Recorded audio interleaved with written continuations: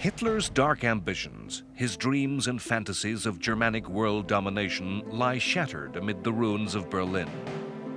The destruction of the perverted science of Nazism has involved the laying waste of the great cities of Europe and the loss of millions of lives. The spring of 1945 has seen Soviet armies rampage mercilessly through eastern Germany, enacting an orgy of sadistic revenge upon the people of the Third Reich. In the skies of Germany, the true strength of air power has been proven as American flying fortresses and British Lancasters fly unopposed and unchallenged to systematically rain destruction, city by city. As Allied armies penetrated ever deeper into the heartland of Nazism, the secret horror of Hitler's state was exposed to the world as the invaders encountered the camps and the victims of the final solution. The armies on all sides fighting in those last desperate days were aware that their leaders no longer fought for victory, no longer looked to the end of the war, but were contemplating the beginning of the peace. Stalin already regarded Britain and America with suspicion, seeing a deep conspiracy between his Western allies and their soon-to-be defeated enemy to confound and destroy Soviet communism. Already, the leaders of Britain and America did fear an expansionist Soviet Union that would seek to replace Nazism with another totalitarian dictatorship across a European empire. In the eye of the storm of flame and smoke that had engulfed his capital, Hitler had died by his own hand. Italian dictator Mussolini was executed, his body set to hang in public humiliation. As the people of America and Britain rejoiced in the streets, celebrating victory in Europe, already the battlegrounds of Europe were being prepared for a new confrontation.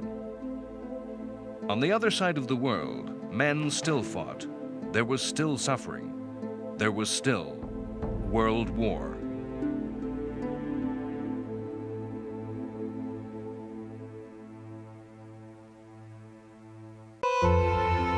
The great party that was VE Day was May 8, 1945.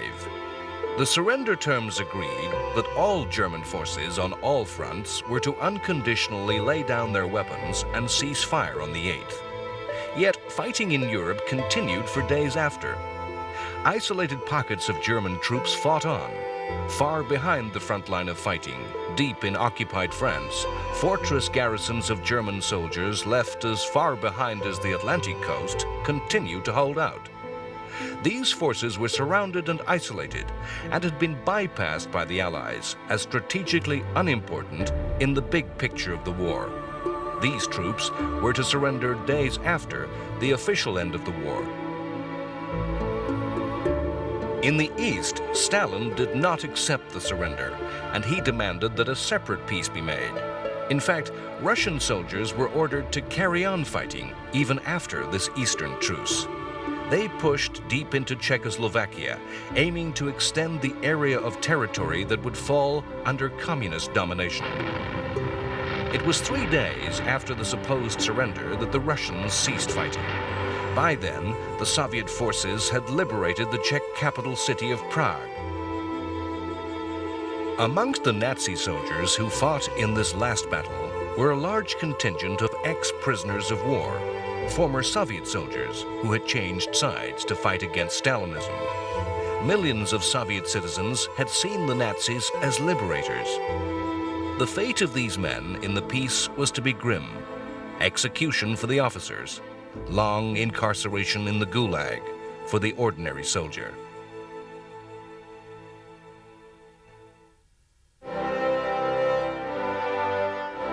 On VE Day, as Churchill stood with the British King George, acknowledging the adulation of the British people, he perhaps knew that, like Hitler, his time was gone. Churchill had come to power in the direst days of the war, as a man unassociated with the appeasement of the 1930s. Churchill's defiant and stubborn will to resist had been the only weapon in Britain's arsenal for much of 1940. He kept the war alive when it would have been easy to give in to Hitler. Churchill's scheming to somehow bring America into the war had led to the ultimate defeat of Nazi Germany. Churchill wanted the wartime government, a coalition of all British political parties, to continue into the peace. The British Labour Party refused. Churchill was forced to resign, and a general election was called. Despite being cheered wherever he went, Churchill's Conservatives were destroyed in the poll, with the Labour Party winning a massive majority in Parliament. Churchill had been a disastrous peacetime politician and was too close to the policies of the 30s that had brought poverty and mass unemployment. The mood in Britain was that the war had been fought to win a better future, and that the new peacetime world had to be better than the 1930s. Thus it was that in the last days of the war and the coming peace, Britain's Prime Minister was to be Clement Attlee, a small and quiet man, in many ways the exact opposite of all that Churchill was. It was to be Attlee that sat in Britain's chair at the Potsdam Conference, held between July 17th and August 2nd, 1945. Potsdam was to be the last great conference of the leaders of all three great powers. The Potsdam Conference was to shape post-war Europe, draw its borders, determine the type of society in which the peoples of Europe would live. The state of Poland was physically moved westwards into Europe. The USSR took eastern Poland. Poland was compensated by territory taken from eastern Germany. The Potsdam Communiqué described the move as temporary, pending a final peace conference. It authorized the ethnic cleansing of millions of Germans who were expelled westward. In fact, that final settlement was not to come, and the new map was not accepted by Germany until 1990 and the final withdrawal of Soviet armies. It's often forgotten that even in July 1945, the Soviet Union and the Empire of Japan were actually at peace. It was via Moscow that the Japanese had made requests for peace to America and Britain. Japan wanted a negotiated peace. The Potsdam Conference told Japan there could be no question of an honorable, face-saving peace, that their surrender would have to be unconditional, that the Japanese government would be removed, Japan occupied and stripped of colonies, that Japanese leaders would face trial for war crimes, and, above all, that Japanese society would be forcibly modernized and democratized.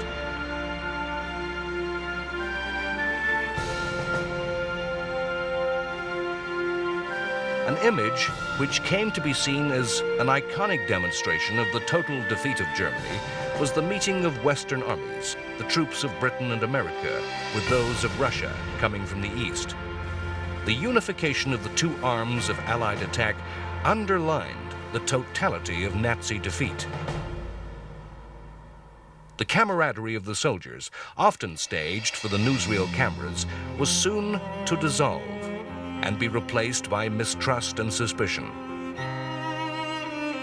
At Potsdam, the decision had been taken that the territory of Germany would be divided into different zones of occupation, each under the control of one of the Allied powers.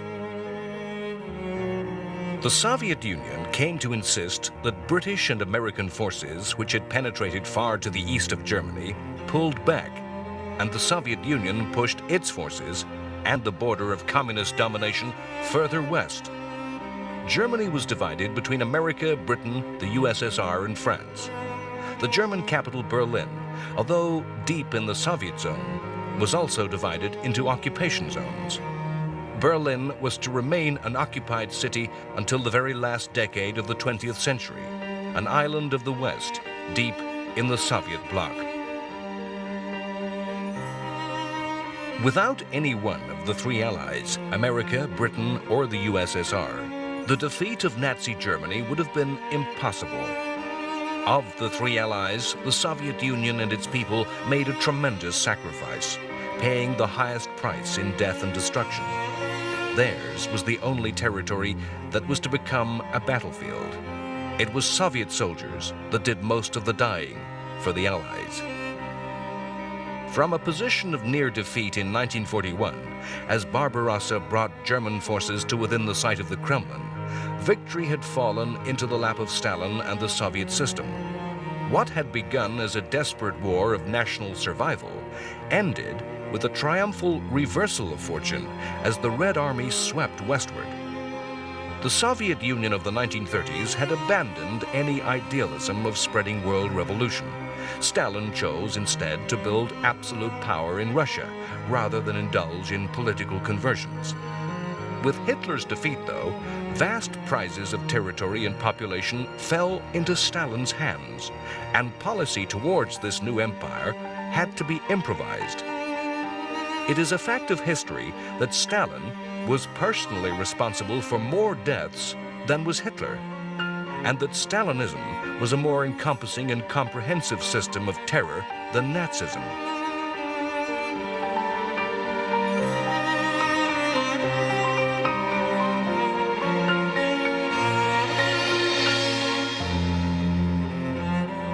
Winston Churchill contributed a legendary phrase to the language of the world when speaking at Fulton, Missouri. He said, "From Stettin in the Baltic to Trieste in the Adriatic, an iron curtain has descended across the continent."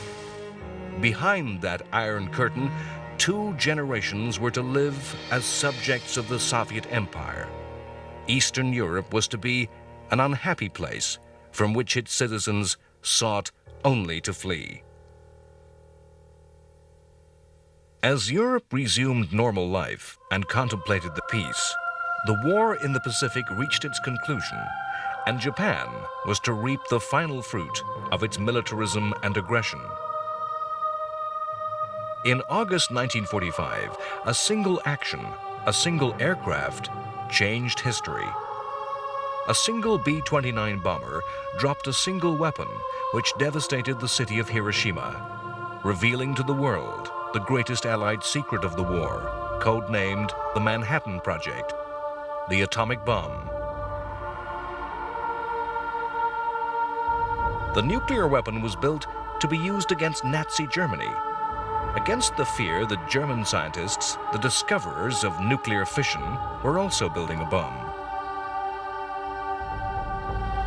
As we look at the haunted and ghostly ruins of a city eliminated in an instant, we must contemplate that even in the spring of 1945, with Americans and British across the Rhine and Russian guns in earshot of Berlin, a German nuclear bomb dropped on a massed Russian army group, a nuclear-tipped V-2 missile fired at London, a nuclear V-2 launched from a U-boat at New York.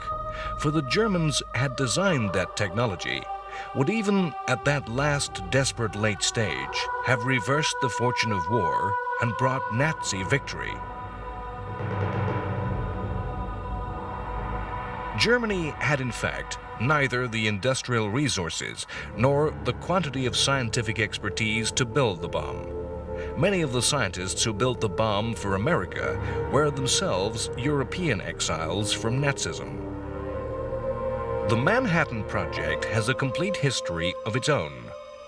An enormous enterprise that involved the construction of a vast industrial plant and the labor of more than 600,000 industrial workers.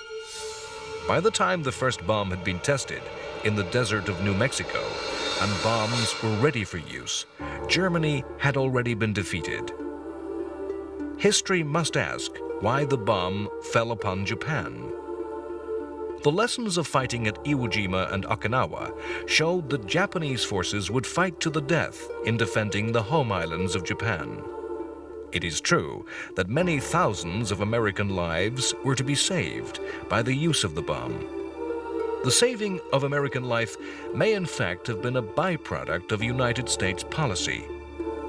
It was clear that the Soviet Union was to become an enemy and that the atomic bomb would be a MasterCard in any dealings with Russia in the post-war world. The true horror and power of this weapon could not be described in words or in tests. Its awesome power, and what is more, the will to wield that strength, to unleash that horror, had to be demonstrated in war. As 78,000 lay dead or dying in the ruins of Hiroshima, a White House statement demanded that Japan surrender now, or expect a rain of ruin from the air.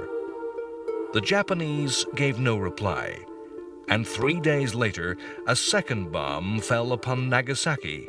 25,000 died.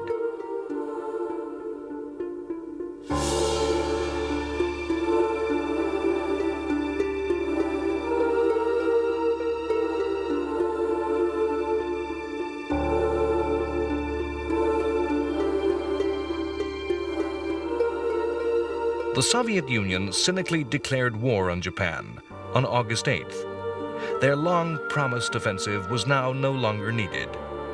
Stalin used the opportunity of a certain and imminent victory to seize territory, islands in the north of Japan, and to occupy the north of Korea. In the end, Emperor Hirohito broke the deadlock and broadcast to the Japanese people 5 days after the attack upon Nagasaki. His broadcast never mentioned the word surrender. He asked his people to be prepared for the coming of peace. On September 2nd, in Tokyo Bay, General Douglas MacArthur took the surrender of Japanese forces.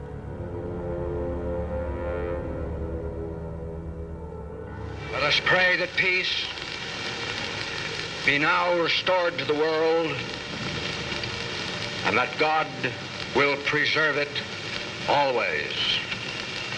These proceedings are closed. World War II was over.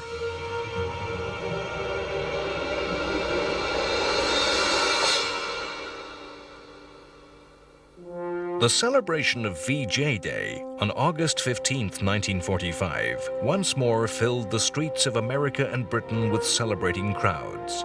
Finally, the families of the two countries could look forward to the future with certainty. Already in both Britain and America, the process of demobilization for the armed forces and the realignment of society had begun.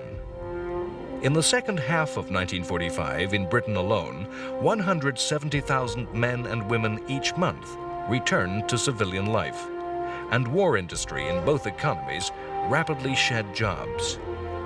For many of these war workers, this meant that a delayed retirement could be enjoyed. For the many millions of women, the peace meant a return to a traditional female role, focused on home and family. This was the time of the baby boom, a time described as when everyone and her sister was having a baby. For the people of the two principal Western allies, the experience of homecoming stood in sharp contrast. Americans came home to a land untouched by war, with an economy and industry taken to new heights of efficiency, to a society brimming with confidence. British soldiers found a homeland that had seen many cities destroyed by bombing. They returned to a country bankrupted, with great power status eroded by the war, with its role as the center of a worldwide empire questioned and impossible to maintain. A major consequence of the war was the slow death of European colonial empires. The first and the most dramatic step in this process was the decision by the British in 1947 to set aside the jewel in the imperial crown, India.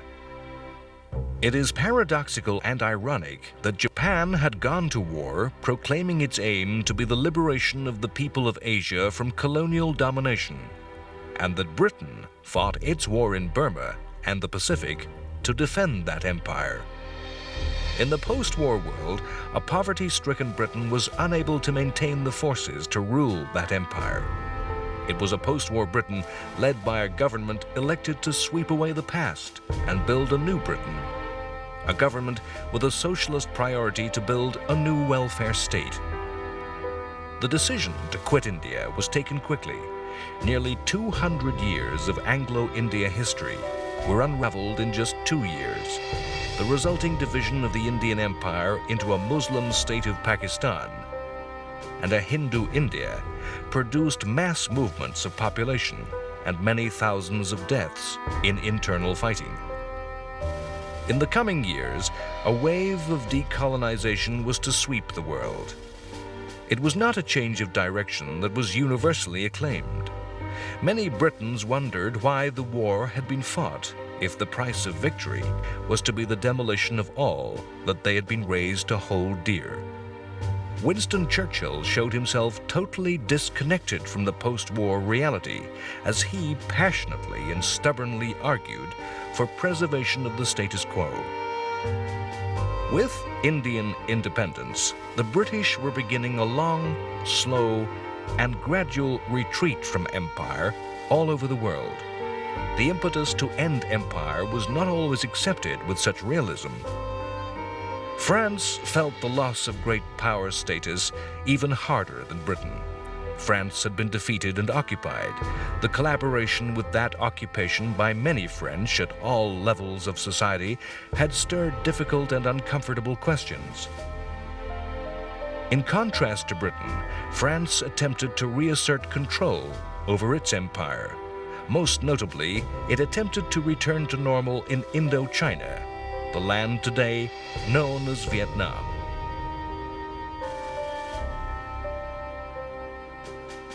No sooner had France found peace in Europe, it embarked on a war against the Viet Minh, the National Liberation Army of Vietnam, led by Ho Chi Minh.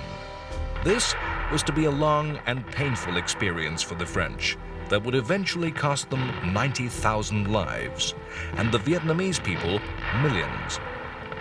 Decolonization was a result of World War II, and the war was to compound this strand of history even further.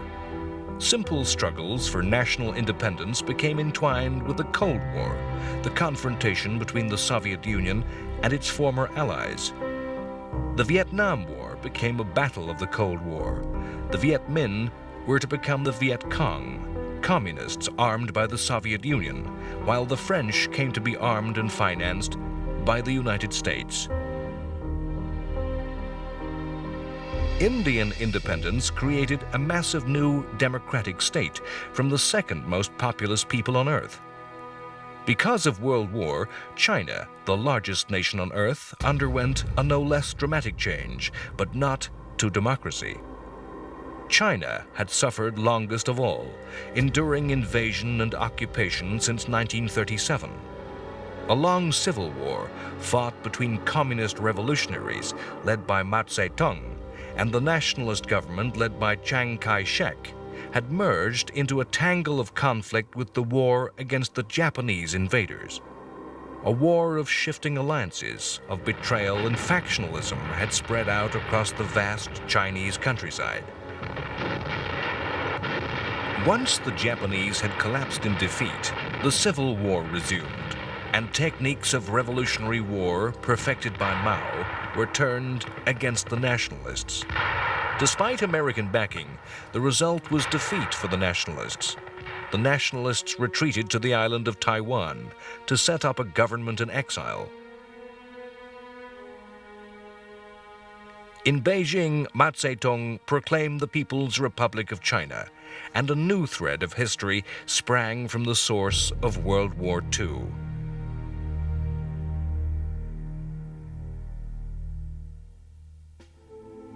A direct result of the Second World War was the creation of a new state, Israel. The British Empire famously stretched around the world. A small corner of that vast dominion was the territory of Palestine, acquired in the aftermath of the First World War from the ruins of the Turkish Empire. Britain had then promised to establish a national home for the Jewish people, a vow that had remained unfulfilled. In 1945, as the revealed horrors of the final solution became known, the impetus to establish a Jewish nation became irresistible. Palestine became racked by terrorism, with shootings and bombings of British forces. Crowds of young Jews stoned British soldiers, and the British Navy intercepted ships carrying Jewish settlers, many of them survivors of the death camps. Palestinian Arabs refused to become part of any Jewish state. A succession of attempts to find a diplomatic solution failed. There was no compromise possible between British, Jews, and Arabs. Britain's withdrawal in 1948 was, in effect, an abandonment of an insoluble problem, and the new state of Israel was born into war.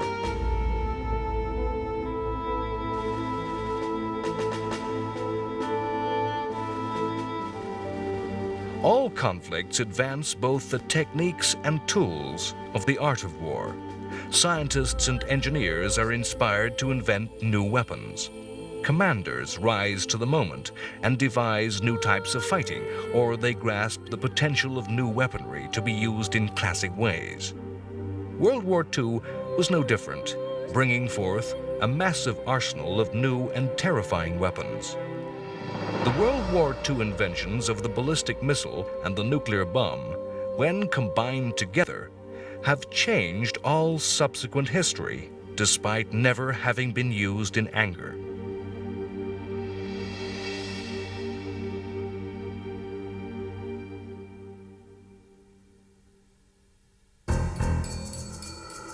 A military art was created that was no less history-forming than the bomb. In the struggle against occupying armies, irregular, low-technology warfare came to be perfected. In occupied Europe and in occupied China, the professional, highly trained armies of sophisticated industrial societies were engaged by partisans, resistance fighters, and guerrillas. These wars were political, about controlling populations as much as territory. The tactics were those of ambush and sabotage, the random terror bombing, and the murder of collaborators. Often, these resistance armies married nationalism to revolutionary communist politics. To this very day, in wars all over the world, in Vietnam, Kenya, and in Cyprus, in Northern Ireland, Zimbabwe, and Cuba, the wartime invention was used by often small, motivated, and fanatical guerrilla armies. The United States of America emerged from World War II as a world superpower, able to project an overwhelming and absolute force anywhere in the world. America had developed total industrial and economic superiority over the other nations of the world, and developed an armament industry capable of producing sophisticated weaponry, the match of any other state. Historians can convincingly argue that the USA enjoyed a similar dominant position after World War I, yet had turned its back on the world in an isolationism that had helped to create World War II. Those who do not understand their history are condemned to repeat their past. The United States understood its history and had resolved not to repeat the error of 1918. In 1945, the USA assumed a preeminent position in the post-war world.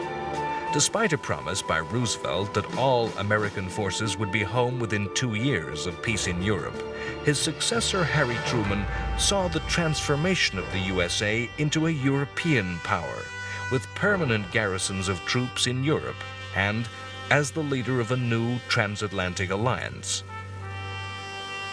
The Europe of 1945 was, in fact, a desperate wilderness of ruin and human tragedy. In Britain, the joy of the victory and the peace was soon to be tempered by a harsh reality. The hardships endured by the British people increased with the peace. Britain had enjoyed a wartime lifeline, the American Lend-Lease program. Vast quantities of goods and food were supplied by the United States free of charge. On August 15, 1945, President Truman suddenly and abruptly ended Lend-Lease. America suspected that the British were actually using Lend-Lease to subsidize their economy, that Lend-Lease supplies were being re-exported for cash.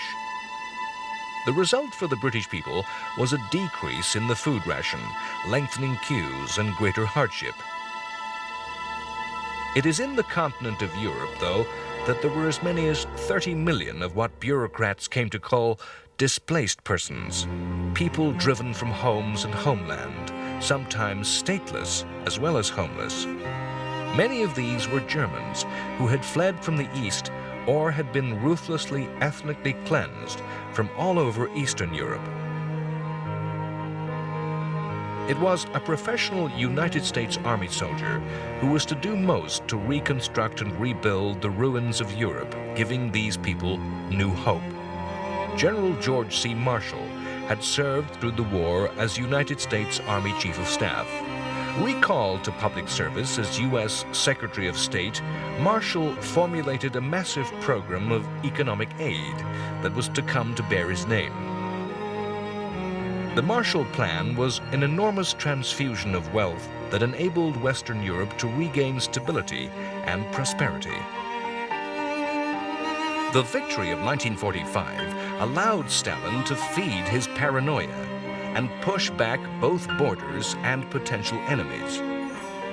The map of the post-war world was drawn, with Poland, Hungary, Czechoslovakia, Romania, and Bulgaria all becoming communist countries built to a Stalinist plan. Forbidden by Moscow to apply for Marshall aid, they struggled to rebuild and condemned their people to the grim austerity that was to characterize Eastern Europe. The war was still being fought as in San Francisco, the foundations of a post-war system of international security were laid. This was the United Nations Conference and established the organization we know as the UN. The new organization was designed with the lessons of history in mind. Following World War I, the League of Nations had been established as a worldwide peacekeeper, and its failure in this task was a major cause of the Second World War. In designing the United Nations, the states of the world learnt from the failings of the League. The League of Nations was a club that had at first refused to allow Germany or the Soviet Union to join. America had turned its back on the League and never joined. The UN was inclusive. Any state who wished could join, and all major powers took a dominant role. In the 20s and 30s, it had been too easy for a state that wished to simply ignore any censure or sanction by the League. Hitler simply left. Japan and Italy ignored sanctions over Manchuria and Ethiopia. Too often, the League had seemed slow and indecisive. Its last act had been to expel the Soviet Union for its invasion of Finland in 1939. The new United Nations was designed to be everything that the League was not, with a structure that allowed decisions to be made and capable of fielding troops in its own name.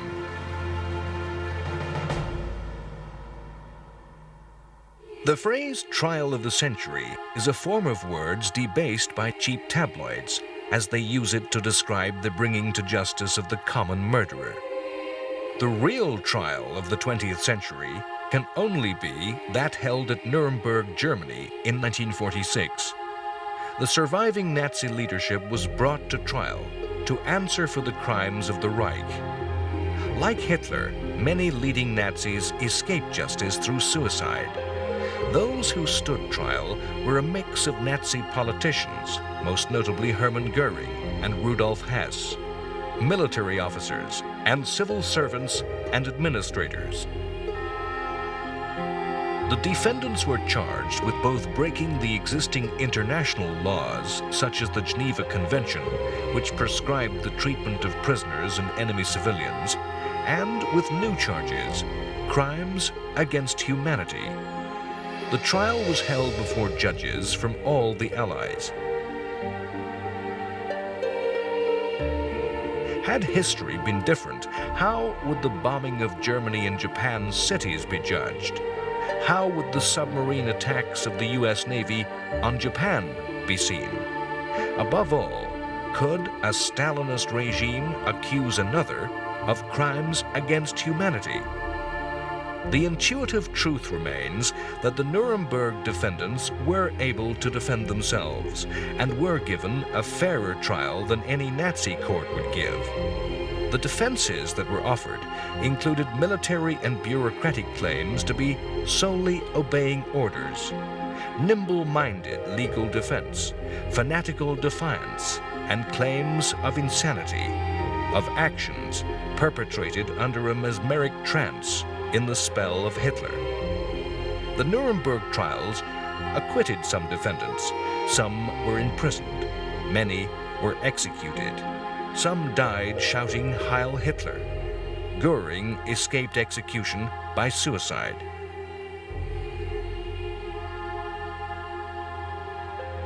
Horrors that rank alongside the final solution emerged in Asia. Japan's war criminals stood trial for crimes that included massacres of both civilians and prisoners of war, and even mass human vivisection. Again, many of these war criminals paid for their crimes with their own lives.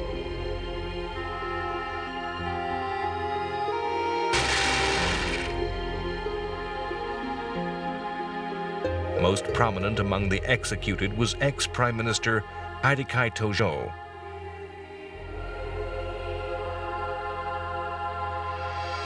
The Cold War in Europe started where World War II ended, in Berlin. In April 1948, the Soviet forces in the Russian zone of Germany blockaded the city. They refused to allow road or rail supplies to the western areas of the occupied German capital. The communists did not use military action, afraid of risking war with America. Their intention was to starve the Western Allies out, seeing their influence and martial aid as undermining the Soviet position in eastern Germany. The Western nations, though, refused to back down and mounted the famous Berlin airlift to supply the beleaguered people of Berlin. Aircraft flew day and night, carrying supplies of all kinds, even coal.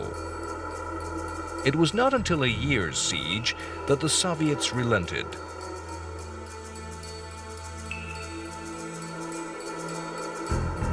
The tense standoff between the two eventually nuclear-armed factions was to dominate nearly 50 years of world history. It was a war of confrontation, intimidation, and bluff. Actual fighting was by proxy in remote parts of the world.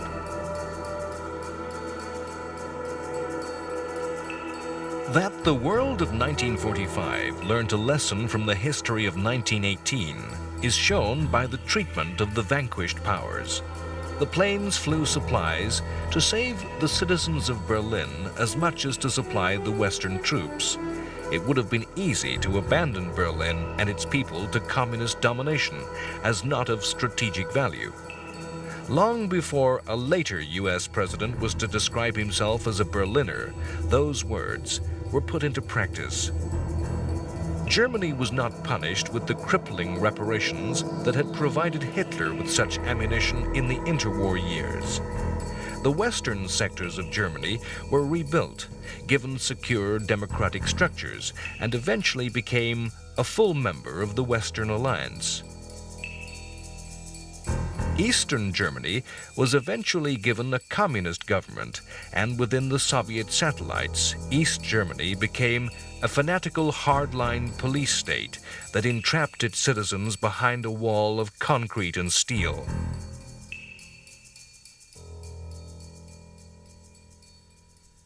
As a U.S. general was instrumental in the recovery of Europe, so it was with Japan. Douglas MacArthur, having received the surrender of the Japanese, became the governor of Japan and framed a new society. A democratic state that constitutionally rejected militarism and aggression. Through industry and hard work, the Japanese came to achieve the economic wealth and status in the world that they had sought through military aggression. Winston Churchill said that it was the World War II of numbers, of statistics, that terrified him the most. The war, when expressed in numbers, reveals a tremendous cost in human life and suffering, in numbers that lie beyond the ordinary imagination. The greatest numbers of lives lost were suffered by the Soviet Union and by China. The USSR lost 13.5 million soldiers and 8 million civilians. In the post-war Soviet Union, women were to outnumber men by a third. Such were the wartime losses. In China, perhaps 1.5 million troops were to die, but the total of civilian dead was over 20 million. Japan's ruthless ideology of racial superiority had seen a deliberate famine sweep through China as the imperial army appropriated entire crops. The defeated nations reaped the rewards of aggression. German armed forces had reached a peak number of over 10 million men in uniform. 3.5 million of those were never to return to their homes. 2 million German civilians were to die under the weight of Allied bombing and in the dreadful last days of the war in the East. Japan's armed forces were to total nearly 6 million. Nearly half of that number, more than 2.75 million, died, as did 1 million Japanese civilians. In the occupied countries, the experience of the war would be determined by race and political ideology. Occupied France lost less than 250,000 soldiers and 173,000 civilians, many to Allied air raids. However, in occupied Poland, Nazi racist ideology, a belief system that saw Slavic peoples as subhuman and Jews as the origin of all evil, worked to its logical conclusion.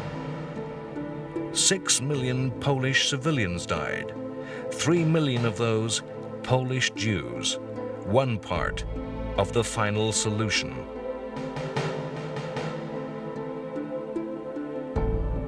Every occupied country in Europe shares in the final solution. It is to some states' shame that the non-Jewish population gladly collaborated with deportations to the death camps.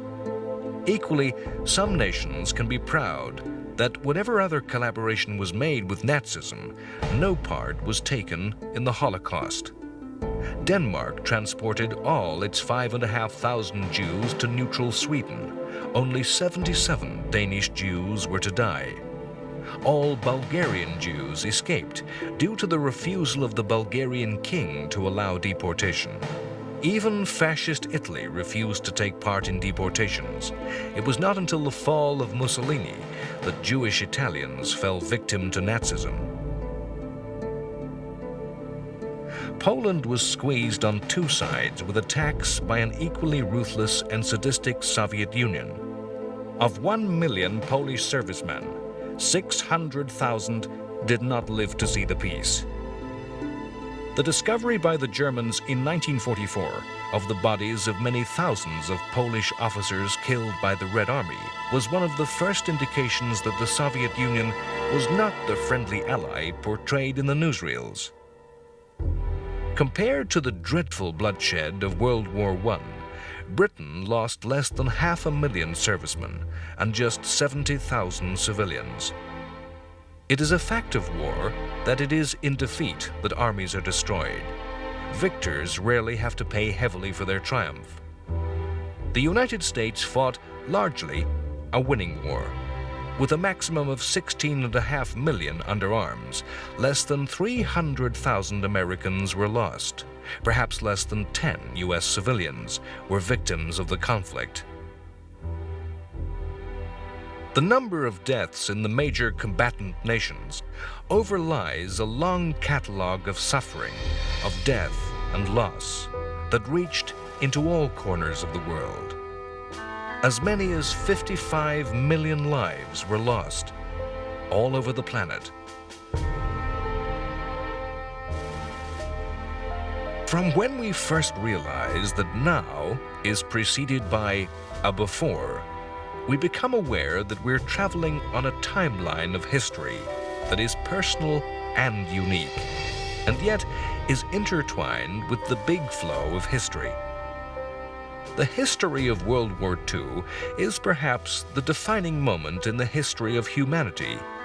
Yet the place of the war in history is not absolute and fixed. It's a different thing to different people. The people of Germany, Britain, and France talk of World War II, 1939 to 1945. The people of Russia of the Great Patriotic War from June 1941 to May 1945. The United States of a war beginning in December 1941 and lasting until August 1945. For China, the war began as early as 1937. When did the war really end? The history of World War II is heavily laden with irony. The Nazi delusion and the Stalinist paranoia that the alliances and antagonisms of the war would somehow realign came true. A post-war Nazi plan dreamt of a united Europe, with the Mediterranean South turned into a holiday playground for the North, with a single currency controlled by the German economy. Japan talked of an Asian co-prosperity sphere, where the states of Asia, free of colonialism, would become independent leading economies, with Japan in the dominant position. The war becomes ever more remote in living memory as historians stand ever further back from the big picture of the 20th century. It may be that World War II is seen as part of a conflict that began in 1914 and ended in 1990. As the Russians finally left, as communism crumbled across Europe and a reunited Germany, a democratic Germany was allied to its former enemies in an ever closer political and economic union. There can only be a handful of people on this planet unaware that the war happened. To surf through the documentary programs of a multi-channeled media world is to experience a place where somewhere Hitler is always speaking. The tanks are always driving forward. The bombs are always falling. If we are unaware of the history of the war, then we know its mythology, where fact merges into fiction in the Hollywood epic and the TV sitcom. Impossibly handsome commandos are always mounting daring raids on secret weapons, and bungling bank managers forever play slapstick comedy in Britain's Home Guard. A Spitfire victory rolls in the clear English sky of 1940.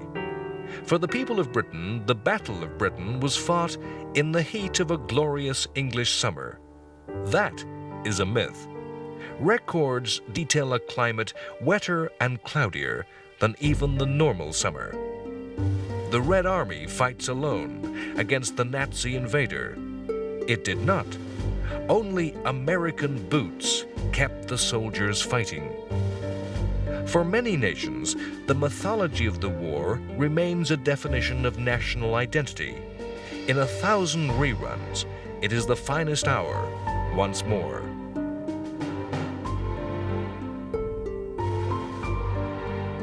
We live with the results of the war and are, ourselves, the consequences of the war. If we seek any further evidence that our timeline is entwined with that of Hitler, Churchill, Roosevelt, and Stalin, we need only look at our own family history.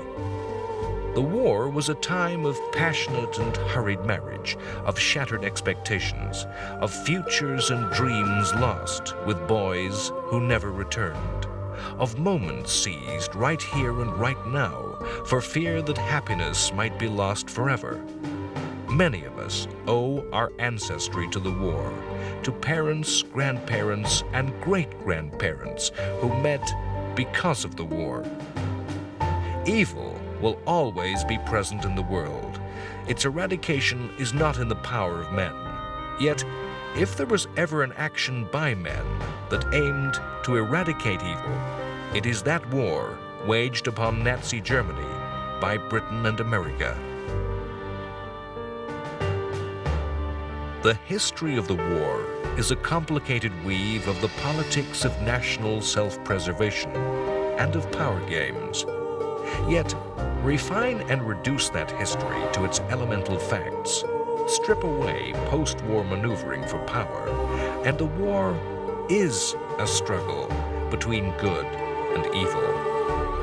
The world will never be free of wicked men who will arise and, through sheer aggression and envy, tap into prejudice and the basest of instincts. These men will start wars and will perpetrate terrible cruelties. It is only through the history created by the millions of individuals who fought and died in World War II that we, in the present and future generations, shall know the dictator and the aggressor, and shall see the ideologies of hate and evil for what they are, wherever and whenever they arise. The lesson of the history created by those millions of men and women to both present and future is that we must never forget.